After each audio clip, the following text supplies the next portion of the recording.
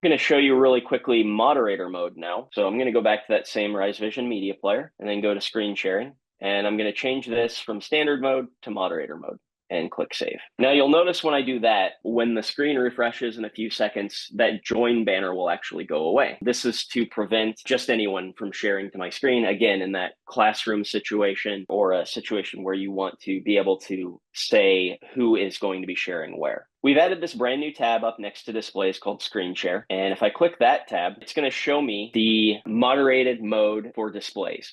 If I have more than one display set up for moderator mode, they are all going to show here in this list.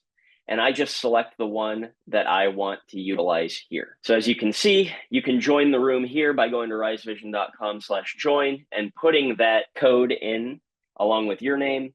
And as you join, I will be able to click share and allow you to share your screens. This is really great for, again, situations like classrooms or conference presentations to allow everyone in a room to really share content from their displays, but get the approval first.